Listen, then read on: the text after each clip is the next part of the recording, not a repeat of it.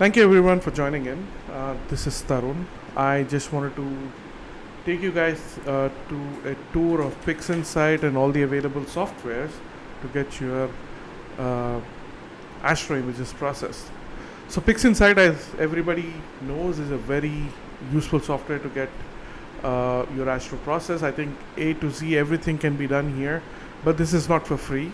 You can get a trial for about 30 days.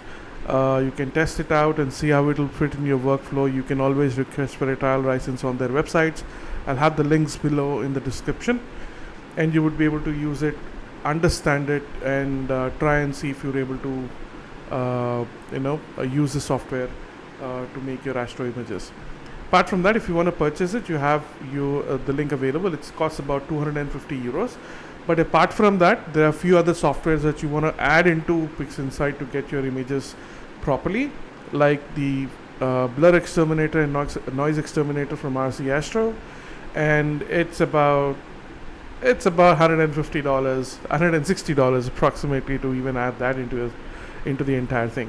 By the way, you can also have free trials for those two as well, and they are something that I would suggest and greatly suggest you to use, because it will improve your imaging to the next level. Now let me show you what's important in once you initially set up PixInsight. What are the important things that you need to do? First thing is also get StarNet++. This software basically allows you to remove the stars from your nebulas, and also remove the stars in any image. If you want to separate the stars out and just work on something else, you can do that, and I'll also add that link in the description so that you can download it from there. How to add these into the system? So once you open PixInsight, you can go to resources, you can go to updates, you can go to manage repositories, you can add all of the links here. For BlurXTerminator, you have those here. You also have the Dark Acron Internet Box. That's the EZProcessing Suite. So once you add them and click on OK and do check for updates, the system will automatically check for updates, and once you close and restart PixInsight, it will automatically install everything and give you access to those options. Now the important next step is creating your process icons. Now what are process icons? Are nothing but the icons that you use every day to basically work on your images. The important things are like dynamic crop, automatic background extraction, you have background neutralization, color calibration, histogram transformation, curves transformation, ACDNR, that is basically getting the noise taken off. You have SPCC. How do I create them? You basically go ahead and go to processes, all processes, and you want to say, for example, you want range selection as one of your processes. You can just drag and drop that here and close it out, and it's available on your desktop or say on the workspace for you to use PixInsight. Now I know it says process, but you can always rename it and say range selection.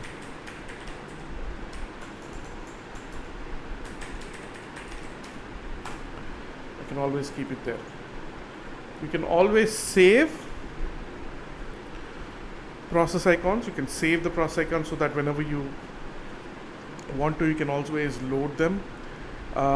What I do is I can also have the link to the process icon, also download file for the process icon in the description, so that you can download the process icons and use this as what I have set up here.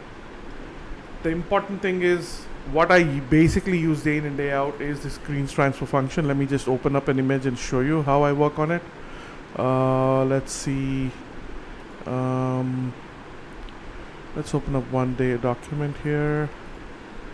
Alright, let's go to Astrophotography 14 master.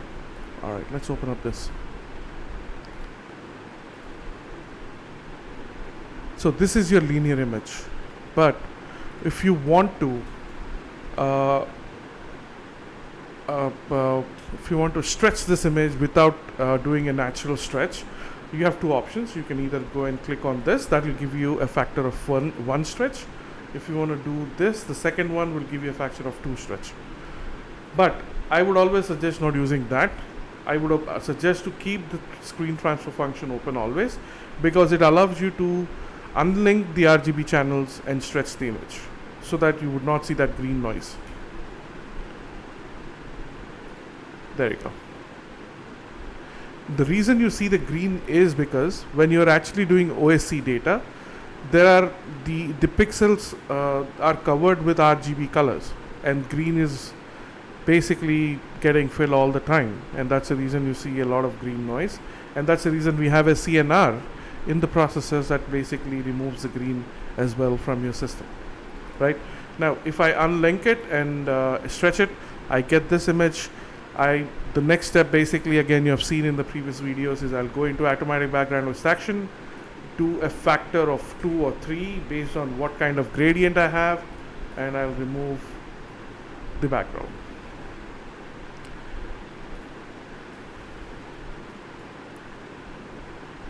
Now, the function degree basically gives you the control over how much you want to do the background extraction. I don't want to go into anything else, tolerances, local rejections, global rejections. I don't want to use those because I'm keeping them as it is, because that's the way they work. I don't want to get in depth with them, because if you play with them around, you would be able to understand them in clear. But the most important thing is function degree here, and also whether you want to subtract or divide and replace discard the background model. That's very important for you to do when you're actually working on background extraction. There are other methods as well. A software called as GrapExpert, which basically does the background extraction externally on an image. Would suggest you to do that as well. Again, it depends upon how comfortable you are going out of PixInsight and using that. The next is SPCC. SPCC is spectrophotometric color calibration. Now, what exactly this do is basically gets the colors right on what exactly it's supposed to be in space. Depends upon what kind of sensor you're using, what kind of filter you're using. So if I'm using, as of now, I'm using a 533 MC Pro, which is a Sony color sensor with a UV IR cut filter on the front. So I would be able to use this and get my colors out. Simple. Do not make any changes to the rest of things until unless you are using any filters. Keep it to a spiral galaxy, keep the ideal curve, everything should remain the same. Now this is a color calibrated image. Now the next step is usually getting, what I would suggest is stretching the image to the level where you feel it's right. You can use the histogram transformation to select which image that you want to do the stretch for. Unstretch it. This is linear right now, and you can do the stretch by opening the preview. So wherever you see the circle icon, that's the preview. Now if I do this, so every stretch histogram has dark, or say the blacks, the midtones, and the whites, right? I always use the midtones first to get some information stretched on the image. Now this is the histogram, and the histogram was all towards the dark side. That's the reason you couldn't see any image before. But as I stretch it, it brings that into the midtones, and you would be able to see the image.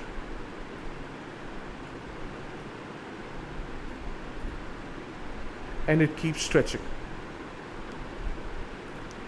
This is a reset button. I feel that's okay right now. Let me just go towards the dark a bit. I feel that image is okay right now. All right. Now I've got my base image set up. Now usually what I do is I basically go ahead and get noise removed right now. But what I want to do right now is, before that, I want to extract the stars and get the stars colors right. I usually shown that in the before image, but what I do is I use something called as luminance extraction. So this basically what it does is it basically looks at it extracts the luminance out of the original image and gives me a grayscale image. So this is my grayscale image. Next step is I do a star extraction with the StarNet++ that we have recently shown. What does this do is this is an AI based software add-on into PixInsight that basically helps you extract the stars from the original image and keep the nebula or the galaxy within the image itself. Say for example, if I want to extract this image, I can just drag and drop, and that basically does the work for me and gives me two images where one has the stars and one has just the galaxy. Let's give it a minute.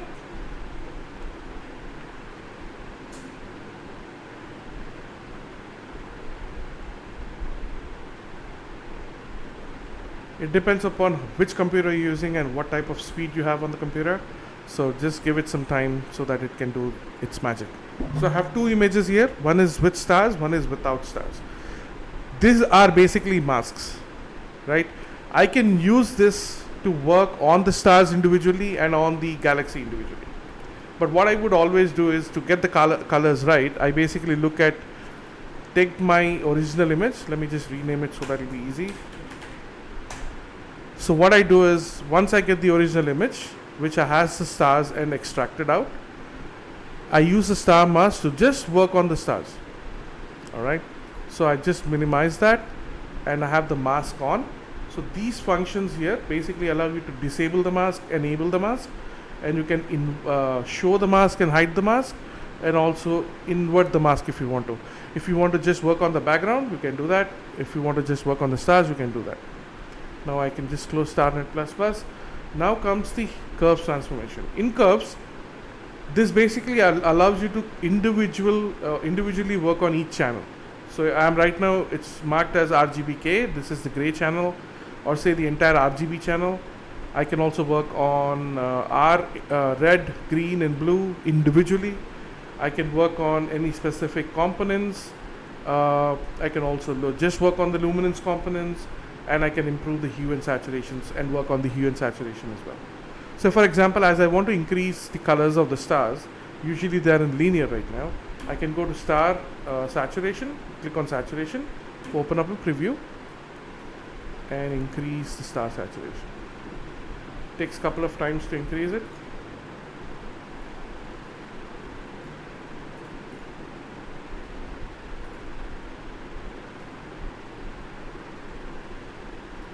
I think I like it there. Keep it there. Close it down. Close it down. Close it down. Now this gives me colors of stars. Got some colors in the stars. The magenta around the stars, that can be corrected later on. For now I have got the green, some looking green, some looking blue, some looking red. So I've got my star colors right now. The next step I want to do is I want to get the noise and the blur extraction done. So I'm added the noise extermination done right now. So this will take about a few minutes to remove the noise.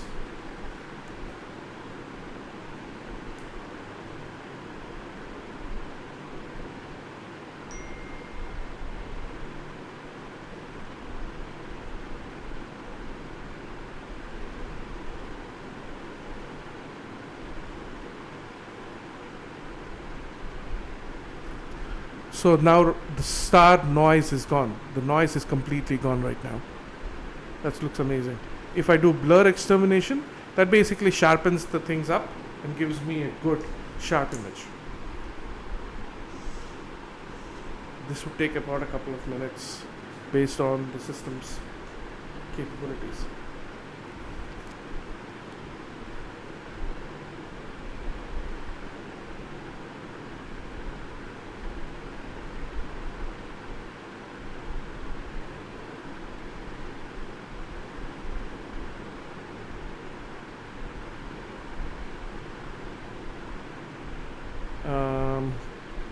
Give it a minute. We had a 57, 60, 70,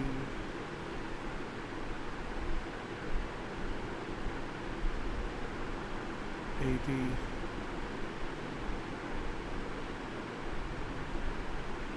All right, that's done. Like it.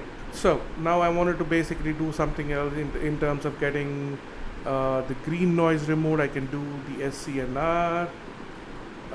That basically corrects the system a bit. I can also go to scripts, utilities, do correct magenta stars. This basically allows, it will basically create a mask on the system so that it will only correct the magenta around the stars. It does it automatically. It's built-in option in PixInsight itself, and it got corrected as well. Now that's the final image.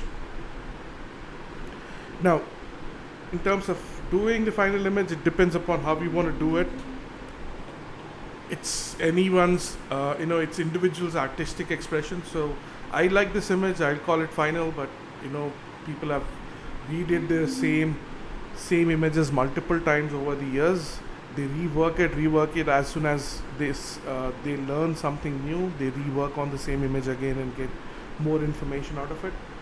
It's never-ending process. So I would like to go ahead and get all the links in the description so that you can actually go ahead and get your PixInsight set up the way you want to and use all the basic functionalities. If you don't have Noise and BlurXTerminator, EZProcessing Suite has their own deconvolution, easy decon and easy denoise. They work in a similar way, but they are a bit, you need to fiddle a bit with it so that you get the right options from there. You can also always use the denoise and deconvolution is nothing but easy, it's BlurXTerminator. Easy denoise is nothing but noise extermination. So it's a similar one, but they have their own capabilities on how it can take the image to the next level. That's about it. You can always reach out to me if you have any questions. I'll put all my social links down there so they can look at the images, and if you have any questions you can reach out to me. Thank you very much, and please do share and subscribe. Bye bye.